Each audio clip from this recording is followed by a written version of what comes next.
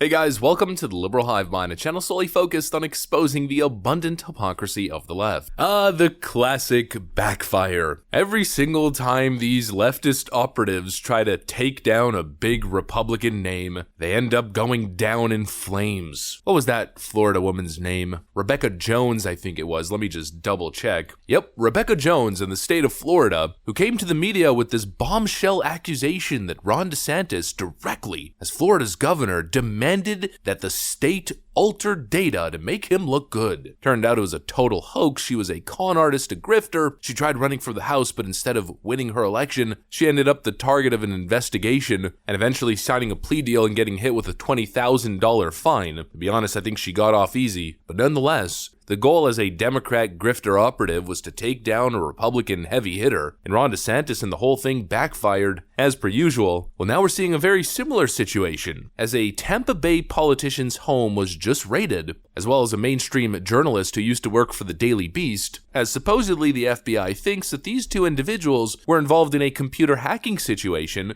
related to the hacking and leaking of the infamous Tucker clips, the Fox News clips that leaked to the media just a couple months ago, or probably even less than that, maybe a month ago. Let me update you guys on this story. We got some stuff to get into. Let's roll the tape. Alright folks, so these liberal operatives continue to play stupid games and win stupid prizes. They continue to F around and find out their actions backfire once again. FBI raided home of Tampa politician, journalist over hack of Tucker Carlson's unaired Fox News footage. The FBI raided the home of Tampa Bay politician earlier this month in connection with a hack of former Fox News host Tucker Carlson. On May 8th, the FBI searched the home belonging to media consultant Tim Burke, who formerly worked for the Daily Beast and other news outlets, and Tampa Bay City Councilwoman Lim Hurtak, in connection to an investigation into leaked Fox News video footage, the Tampa Bay Times reported on Friday. A letter from federal prosecutors to Fox News describes an ongoing criminal probe into computer hacks at the company, including unaired video from Tucker Carlson's show, according to the Tampa Bay newspaper. The letter does not cite Burke or Hurtak, but the Times confirmed the connection between the raid and the investigation. Hurtak, an at-large councilwoman who was elected as a non-partisan but is a registered Democrat,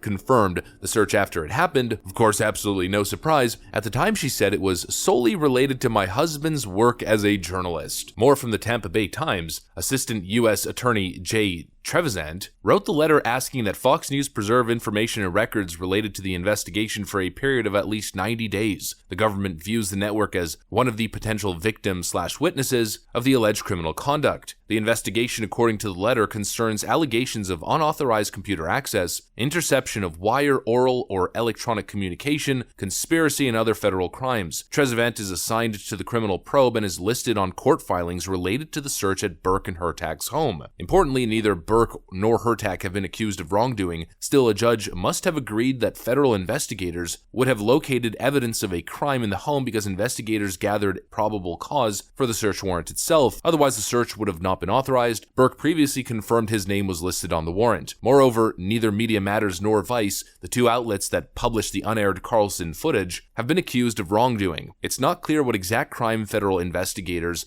believe was committed. I'm going to take this moment to say that all these leftist operatives, these leftist hacks, working at these outlets like the Daily Beast, Vox, Media Matters, well, maybe not all of them, but a good chunk of them are criminals. We're going to pretend like this is just a small isolated incident. Well, it's not. It's a culture of leaking and hacking. This is what they do. This is what they did to Trump for years. It happened just a couple months ago, where someone leaked Donald Trump's coming indictment ahead of the actual official release back in late March concerning Alvin Bragg's ridiculous case. Brilliant legal mind Alan Dershowitz went on the record claiming that it was a criminal leak. The only crime that we know about for sure in this case, and this is something no one else has talked about, the only crime is that somebody criminally leaked the indictment before it was supposed to come out. New York penal law provides for a year or 5 years in jail for any grand juror, any prosecutor, any interpreter, police officer who discloses any aspect of an ongoing grand jury proceeding.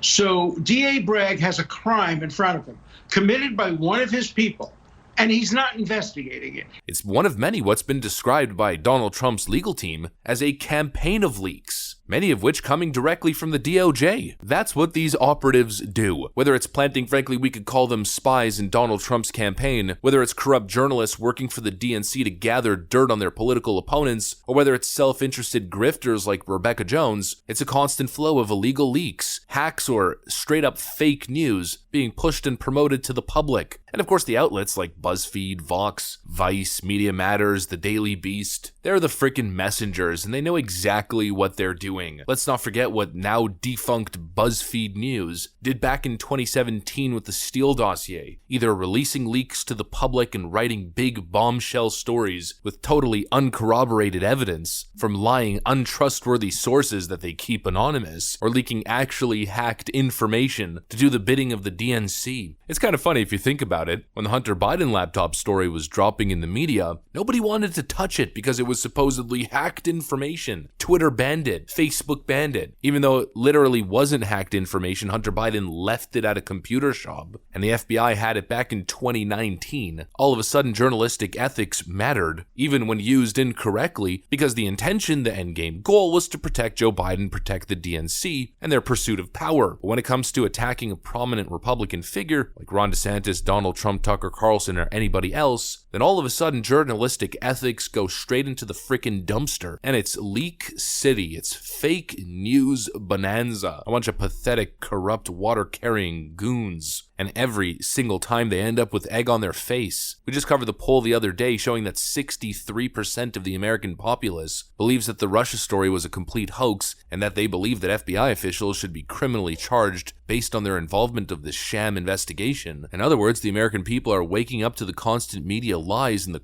deep-seated corruption. The whole narrative backfired and the media continues to lose trust. And now this thing with Tucker Carlson hacking Fox News computers, probably with an internal source, and then leaking that footage to Media Matters, taking drastic illegal actions to get some big story, to generate a buzz after Tucker Carlson was fired, to try to take him down with these kinds of clips. Can I ask you a question? You don't have to answer, it's personal. I'm not speaking of you, but more in general of ladies. When they go to the ladies' room and powder their noses, is there actually nose powdering going on? Sometimes. Ooh, I like the sound of that. Most of the time it's lipstick. Do pillow fights ever break out? You don't have to. Not in the bathroom. Okay, not in the bathroom. Okay, that'd be more a dorm activity. That's crazy. If you've got pronouns in your Twitter bio, you shouldn't work here. Because we can't trust you because you're on the other side. Ooh, real spooky stuff. As if that was gonna take Tucker Carlson down for good. That was gonna be his demise. Oh no, the guy's funny and cracks jokes in the office. What are we ever gonna do? Great job, you leftoid Democrat shill hacks. You accomplished nothing but prove Tucker Carlson right, that you people are malicious fake news actors. You did nothing but make him more popular, and now you're facing a criminal investigation, and I hope you go to jail. Hopefully we don't see some weak fine or charges dropped. Hopefully we find some damning evidence and these people are held to account. Because I don't know about you guys, but I'm getting frustrated over this culture of leaks. Let me rephrase that, this Democrat culture of leaks. In fact, I'm still frustrated that the Democrat shill working somewhere within the Supreme Court apparatus who leaked a draft decision ahead of an election, I'm still frustrated, frankly pissed off, that that person hasn't been found, identified, and charged to the full extent of the law. An active, open, and as close as you can get to an honest press is one of the pillars of a working democracy and free society. But what we're seeing right now in the modern day of journalism, once again, let me rephrase that, in the modern day of left-wing journalism, just ain't it, Chief. These people should be receiving prison time, not Pulitzer Prizes. That's another thing. Every hack journalist who received Pulitzer Prizes for their reporting on the fake news Russia hoax should have those revoked and, frankly, should be barred from ever working in the world of journalism ever again, for the sake of democracy, literally. That's what I got for you guys. Hopefully you enjoyed this video. If you did, make sure to leave a like and possibly subscribe to the channel. Of course, you know that we'd love to have you here. Thanks for watching, folks, and I'll see you on the next one.